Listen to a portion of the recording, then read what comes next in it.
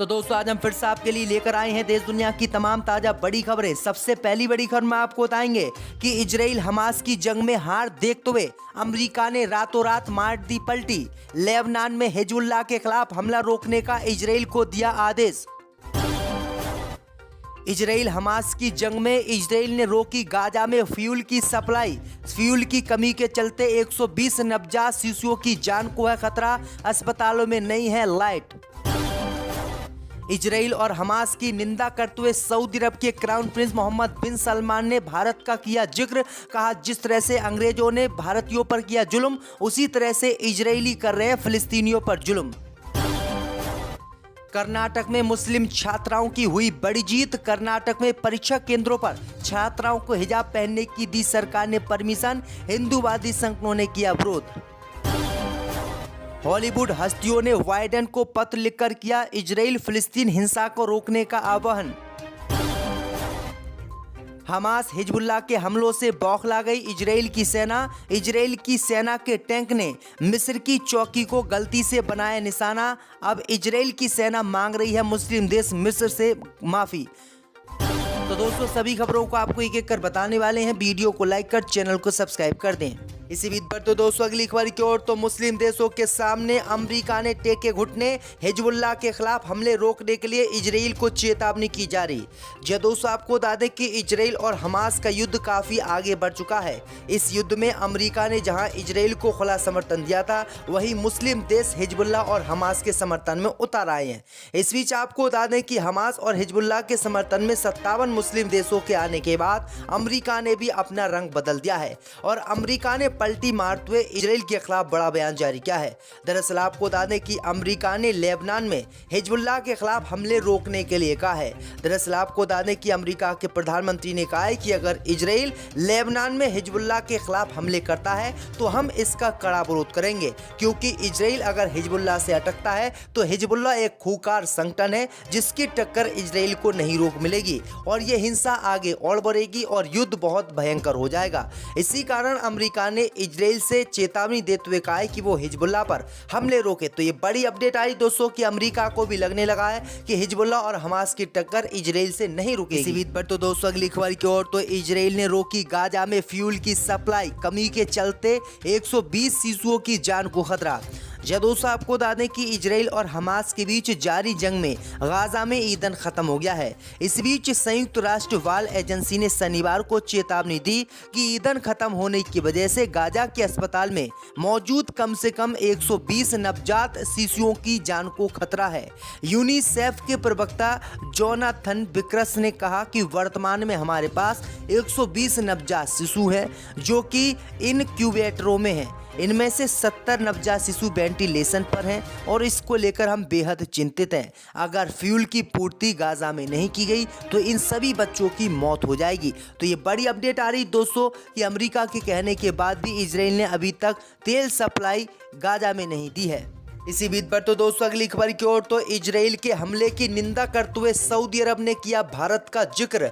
अंग्रेजों से जोड़ा फिलिस्तीन का राज। दोस्तों आपको बता दें कि इजराइल और हमास की जंग में अब सऊदी अरब के क्राउन प्रिंस मोहम्मद बिन सलमान ने बहुत बड़ा बयान दिया है।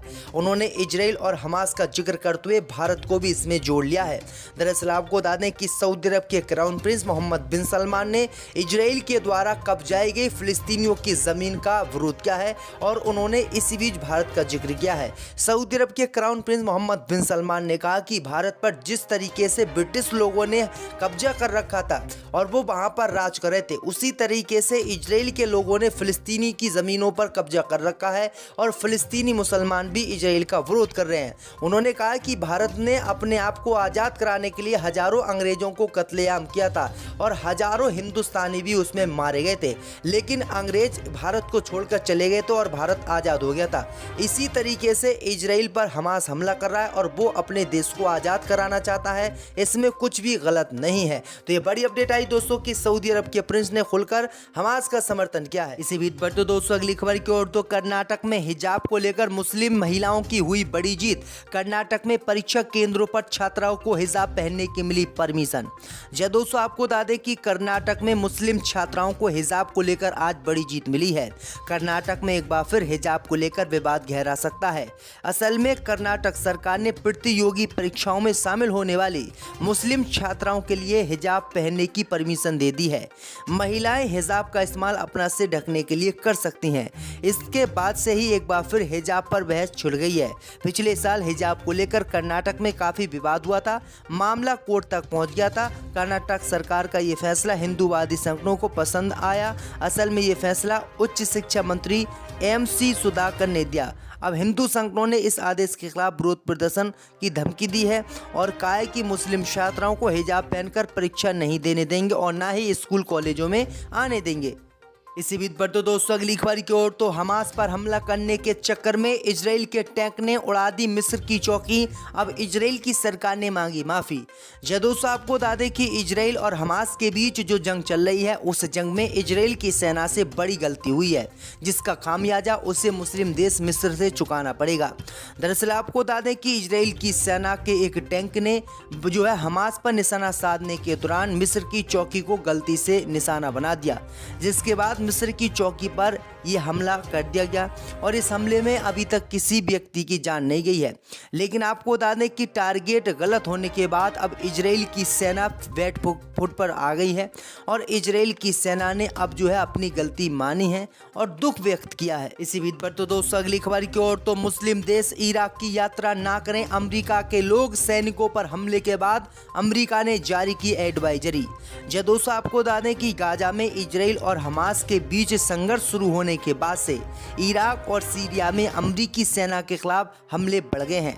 वहीं अमेरिकी विदेश विभाग ने रविवार को चेतावनी जारी करते हुए कहा कि सैनिकों और कर्मियों पर हाल के हमलों के बाद अमेरिकी नागरिकों को इराक की यात्रा नहीं करनी चाहिए। यात्रा को लेकर जारी एक एडवाइजरी में कहा गया है कि यहां अमेरिकी नागरिकों को सहायता प्रदान करने की सीमित क्षमता के कारण इराक की यात्रा न करें।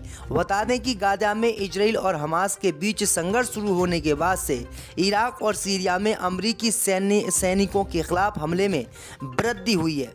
इसी बीच बढ़ते दोस्तों अगली खबर की ओर, तो बॉलीवुड हस्तियों ने फिलिस्तीन का समर्थन करके बाइडेन को लिखा पत्र, इजराइल फिलिस्तीन हिंसा रोकने का किया आह्वान। दोस्तों आपको बता दें कि बीते कई दिनों से इजराइल और फिलिस्तीन के बीच जंग जारी है।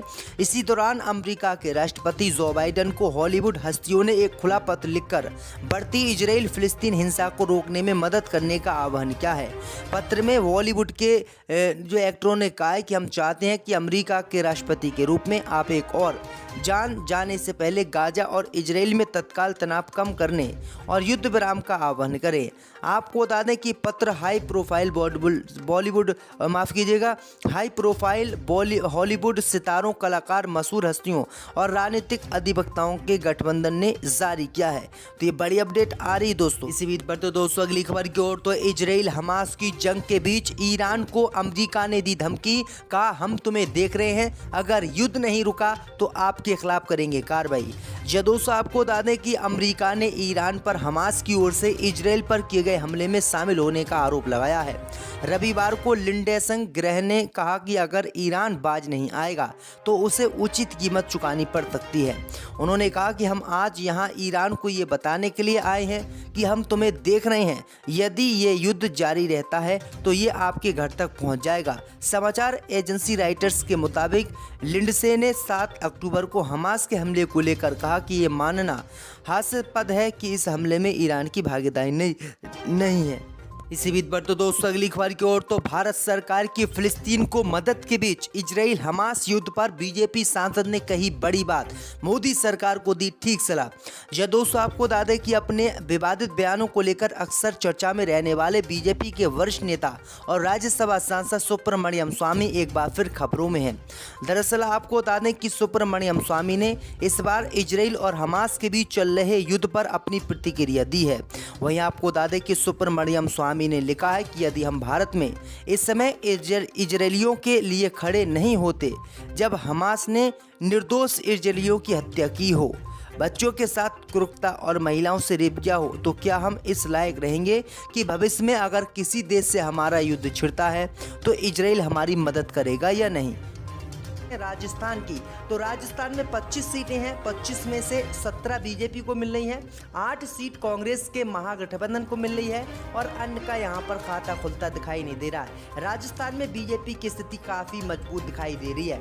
वहीं दोस्तों बात करते हैं केंद्र शासित प्रदेशों की, तो केंद्र शासित प्रदेशों में 7 लोकसभा की सीटें हैं।